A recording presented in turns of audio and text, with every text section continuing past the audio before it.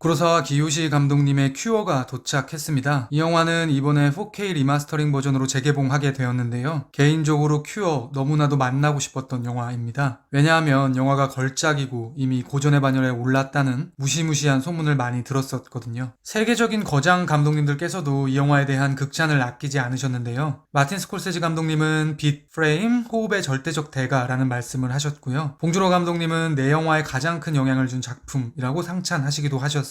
이뿐만 아니라 연상호 감독님께서는 불확실성이 강해질수록 빠져들 수밖에 없는 그런 매력을 지닌 작품이라고 말씀하시기도 하셨죠. 표현은 올해 주최된 제23회 전주영화제에서 제2스페셜 올해의 프로그래머라는 코너에서 소개되기도 했는데요. 올해의 프로그래머였던 연상호 감독님께서 장르 영화에 영향을 준 작품들이라는 주제로 세 작품을 꼽으셨고요. 큐어는 그중 한 편이었습니다. 참고로 나머지 두 편은 데이빗 린치의 블루벨벳, 가타야마 신조의 실종입니다. 고백을 먼저 드리자면 저는 지금까지 큐어를 제외하고 기요시 감독님의 영화는 딱 한 편 만날 수 있었는데요. 바로 지구의 끝까지. 큐어와 지구의 끝까지는 장르는 완전히 다르지만 판타지적이고 초현실적인 느낌은 공유하고 있습니다. 아직 두 편밖에 만나지는 못했지만 이러한 교집합이 감독님의 세계를 이해하는 핵심 중 하나는 아닐까? 라는 생각이 들기도 하더라고요. 사실 저에게 구로사와 기요시 감독님은 올해 국내 개봉한 우연과 상상으로 저에게 큰 감흥을 주었던 하마구치 류스케 감독님의 스승으로 조금 더 익숙하긴 합니다. 아무튼 이제 본격적으로 영화의 내적인 이야기로 들어가겠습니다. 결론부터 말씀드리면 저는 큐어 좋았습니다. 큐어는 많은 훌륭한 영화들이 그렇듯 상당히 촘촘하게 연출이 되어 있어서 여러 갈래로 접근 가능한 영화로 느껴졌는데요. 저는 스콜세지 감독님의 도움을 좀 받아보기로 결심을 하게 된 것이죠. 그러니까 영화 속 빛의 표현을 따라가 보는 방식, 조금 더 구체화해서 말씀드리면 큐어에 녹아있는 빛과 어둠에 대한 연출에 집중하는 방식, 그에 대한 이야기를 비롯하여 타카베만 체면에 걸리지 않는 이유, 타카베와 마미야 사이의 등호 형성, 타카베의 성장 영화라는 측면, 마지막으로 물의 이미지와 하늘을 나는 버스에 대한 상징까지. 큐어 끝장 리뷰 지금 시작합니다. 単に人を殺すだけならここまでやる必要はないでしょうか。なぜあんな殺し方したんですか。わかんないです。どうしてあんなこと。 빛과 어둠에 대한 이야기를 드리기에 앞서 먼저 설명을 드려야 될 것이 세 가지 있는데요. 첫 번째는 이 영화가 인간이라는 존재를 어떻게 바라보고 있는지에 대한 이야기입니다. 타카베는 친구인 정신과 전문의 사쿠마에게 이렇게 묻죠. 최면으로 사람을 살해하게 만들 수 있느냐? 사쿠마는 이렇게 답합니다. 살인 행위가 잘못되었다는 인식이 있는 사람에게는 아무리 최면을 걸어도 불가능하다. 그런데 영화에서는 타카베를 제외하고 마미야에게 체면이 걸린 모든 이들이 살인을 저지릅니다. 그러니까 타카베와 사쿠마의 대화에 의거해서 본다면 대다수의 사람들은 살인에 대한 죄의식이 없다는 결론에 도달할 수 있는 것입니다. 말하자면 큐어는 인간의 내면에는 기본적으로 악마가 존재한다는 전제를 깔고 있는 영화로 보이는 것이죠. 조금 더 구체적으로 말씀드리면요. 영화는 인간이 보이는 선한 면들은 우리가 살아가는 사회 공동체를 무리 없이 살아가기 위한 가면 정도로 치부하고 있습니다. 분출되지 못한 불안, 분노 등등의 악마적 특징은 저 깊숙한 곳에 꾹꾹 누르고 있다고 여기고 있는 것이죠. 그러니까 큐어는 우리 모두를 도화선에 불만 붙으면 언제나 폭발할 수 있는 화약고 상태로 보고 있는 것이고요. 살인은 특별한 누군가가 하는 것이 아니라 누구든 할 수 있는 것이라는 세계관을 가지고 있는 영화인 것입니다. 두 번째로 말씀드려야 될 지점은 마미야의 기묘한 질문에 대한 분석입니다. 그는 자기 자신이 누구인지는 모르겠다는 이야기를 반복하면서 상대에게는 거듭 너의 이야기를 해보라고 종용하죠. 저에게 당신의 이야기를 해보라는 질문은 결국 너의 내면에 꽁꽁 유폐시켜놓은 너의 악마성을 마주해봐. 그게 너의 진짜 모습이야 라는 말처럼 보이는 거예요. 마미야는 자신을 진료하던 여자 의사에게 이렇게 말합니다. 나는 완전히 비어진 상태가 되어서 상대방의 속에 있는 것이 모두 보인다. 그러니까 마미야의 눈에 대부분의 사람들은 진짜 자기 자신을 모르는 상태, 즉 자아가 없는 상태로 보이는 것입니다. 여기까지만 보면 영화가 다소 음모론적인 태도를 취하고 있다고 말할 수도 있을 텐데요. 이런 관점으로 생각해 볼 수도 있습니다. 마미야는 타카베에게 이렇게 말하죠. 형사의 모습과 아내에게 대하는 모습 중 어떤 게 진짜 당신인가? 너는 아무 곳에도 없다.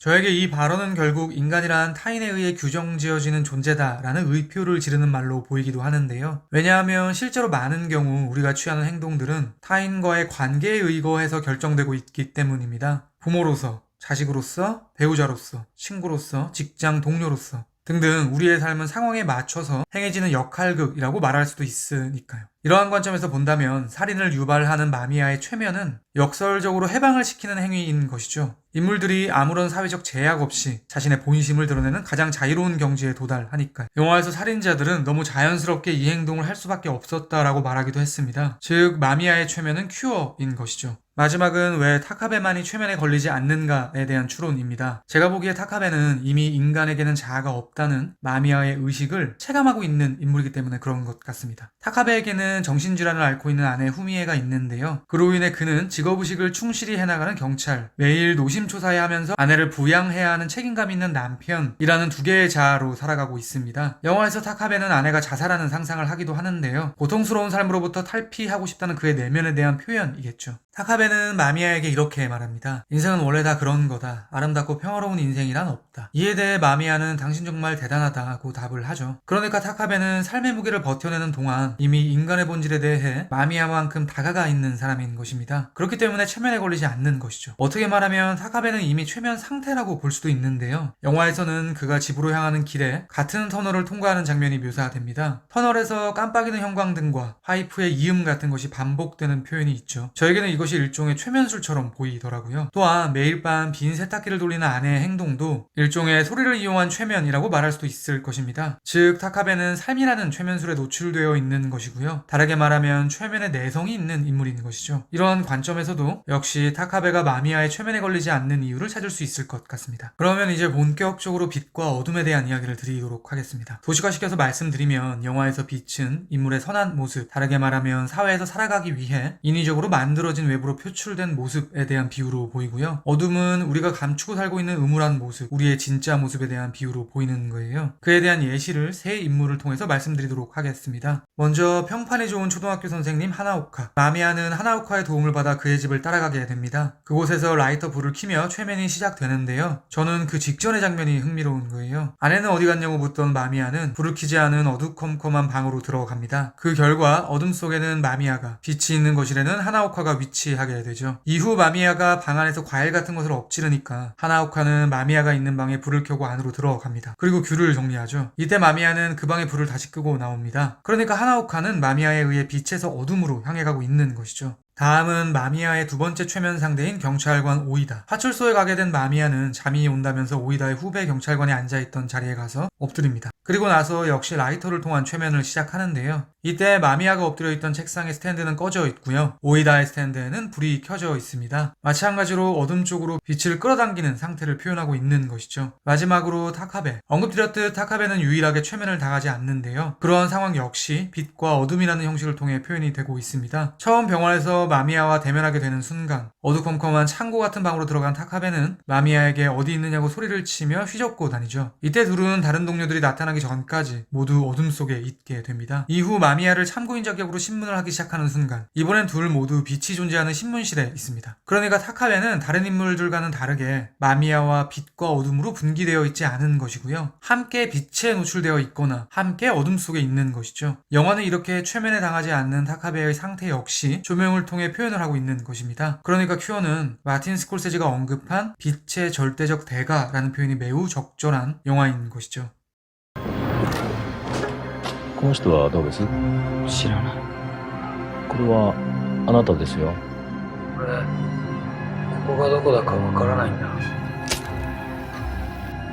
물론 큐오는 경찰과 범인이라는 위상으로 본다면 타카베와 마미야가 대척점에 위치해서 대립을 하는 영화일 텐데요. 그럼에도 불구하고 저에게는 둘 사이에 등호가 그려져 있는 것처럼 보이기도 하는 거예요. 우선 외연의 측면에서부터 그렇습니다. 둘 모두 바바리 코트를 입고 있고요. 비슷한 헤어스타일을 하고 있기도 하죠. 저는 이것이 의도라고 생각합니다. 이러한 측면은 촬영을 통해서도 드러나는데요. 신문을 할 때 쇼트와 역쇼트로 이루어진 대화 속에서 서로의 머리가 상대의 얼굴을 반쯤 가리는 멋진 장면도 있었고요. 저에게 이것은 마치 두 인물의 절반씩을 하나로 합치는 것처럼 보이더라고요. 이뿐만 아니라 나란히 앉아있는 두 인물의 뒷모습을 담는 장면도 있습니다. 둘의 뒤태가 상당히 유사해 보이는 것이죠. 대사를 통한 직접적인 표현도 있는데요. 마미야는 타카베에게 이렇게 이야기합니다. 당신과 나는 같은 종류의 인간이다. 물론 이것은 챕터 1에서 언급드린 두 인물의 의식세계의 일치에 대한 표현이기도 하겠지만 저에게는 최면술사라는 관점에서도 두 인물이 동일해 보이는 거예요. 이렇게 말할 수 있을 것 같습니다. 큐어는 타카베가 마미야를 계승해 최면술사로 성장하는 영화다. 이러한 성장 영화라는 관점으로 보면요, 영화에서 타카베에게 최면술사라는 자장이 여러 방식으로 어려 있는 것을 알 수 있습니다. 그에 대해 생각나는 대로 쭉 말씀드리겠습니다. 우선 타카베의 경찰차 사이렌이 깜빡이는 이미지가 있는데요, 저는 이것이 타카베에게 최면술사의 이미지를 부여하는 것처럼 보이더라고요. 조금 더 선명한 표현은 오이다를 신문할 때 나옵니다. 타카베는 일련의 살인사건이 최면을 통한 살인 교사임을 확신하고는 신문 중에 오이다의 눈에 불을 비추며 기억해내라고 압박을 가하죠. 저항하던 오이다는 불현듯 X를 그리는 행위를 다른 경찰관에게 시연합니다. 전후 관계에 의거한다면 타카베가 쏜 불빛에 오이다가 순간 최면에 걸리는 것이라고 말할 수 있겠죠. 또한 사쿠마는 결국 마미야의 최면에 넘어가게 되는데요, 그가 살인 충동을 느끼면서 상상하는 장면이 의미심장합니다. 환상 속에서 그에게 다가오는 것은 마미야가 아니라 타카베였으니까요.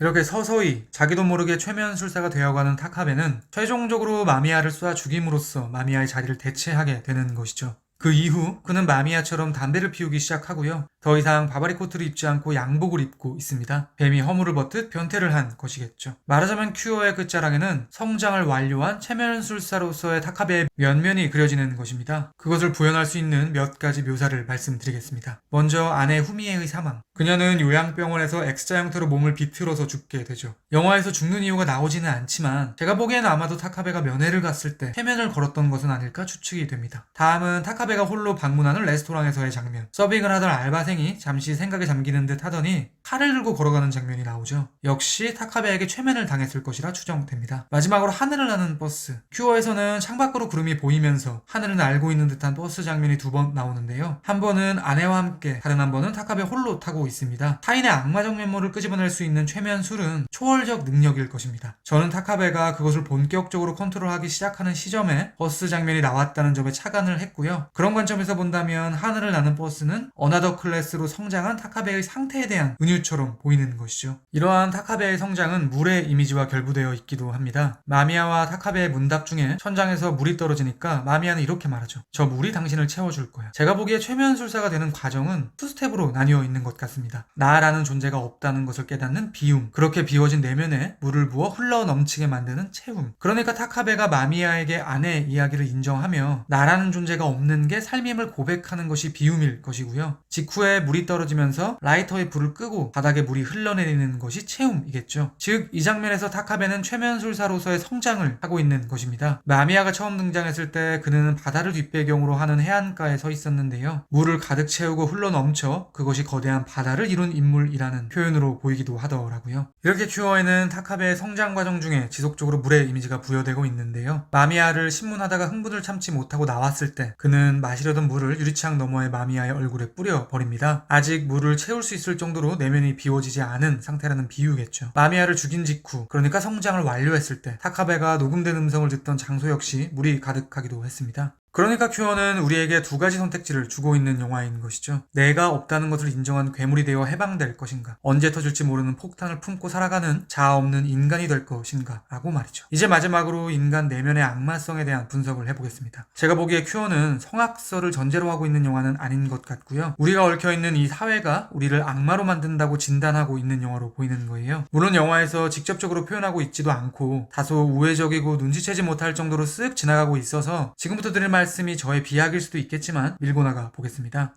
하나오카가 마미야에게 줄 커피를 끓이자 아내는 이렇게 말하죠. 술이 낫지 않겠어? 이에 대해 하나오카는 커피면 돼 라고 답합니다. 오이다가 사무실에서 마미야가 담배를 피우는 것을 허락하자 후배 경찰은 사무실은 금연이다, 나는 근무 중에 담배를 피우지 않는다 라고 말하기도 하죠. 여자 의사가 환자인 남성에게 임파선 상태를 보기 위해 바지를 내리라고 하고 손을 대자 그 환자는 과감하시네요 라고 말을 합니다. 어떻게 보면 모두 그냥 지나갈 수도 있는 장면입니다. 그런데 저에게 이 장면들에서 인물 간의 묘한 불협화음이 느껴지는 거예요. 부부 간에, 세대 간에, 혹은 동료 간에, 성별 간에 미세하게 틀어지는 의식의 불일치. 공감하실지 모르겠는데요, 제 생각에 우리의 삶 속에서 스트레스를 유발하는 것은 물론 거대한 한 방의 카운터 펀치일 때도 있지만 많은 경우 이런 작은 대립의 누적인 것 같습니다. 그러니까 큐어는 우리가 품게 되는 악마성은 이 사회 속에서 여러 인간관계가 얽히고 설키는 중에 발생해 조금씩 티끌처럼 쌓이면서 생기는 것이라고 말하고 있는 것이죠. 오이다는 신문 중에 이렇게 말합니다. 자신이 죽인 후배 경찰이 지난 3년간 마음에 들지 않았다. 나는 참아온 것이다. 마미야는 여자 의사에게서 성차별을 받았던 트라우마를 끄집어내기도 했습니다. 그러니까 큐어는 최면술을 소재로 하는 오컬트 영화라는 장르적 측면도 있지만 밀레니엄 직전의 일본 사회, 더 나아가 현대 사회 속에 살고 있는 우리 모두를 정신질환자로 진단 진단하고 있는 영화이기도 한 것이죠. 큐어에 대한 제 별점은 별 4개 반이고요. 한 줄 평은 다음과 같습니다. 괴물임을 인정하고 해방될 것인가? 언제 터질지 모르는 폭탄을 품고 사는 자아 없는 인간이 될 것인가? 지금까지 큐어에 대한 헐거운 리뷰였습니다. 제가 100% 확답을 드리지는 못하겠지만 아마도 다음 리뷰는 지금 보여드릴 이 영화의 프리뷰가 되지 않을까 싶습니다. 그리고 당연한 이야기지만 그 어떤 영화라 해도 언제나 영화는 제 리뷰보다 무조건 위대합니다. 들어주셔서 감사합니다. Thanks for coming. Let's make some chips, yeah? Chop some spuds. Yes, sir. Enjoy your drinks. Thank you. Service on table 20. I'm allergic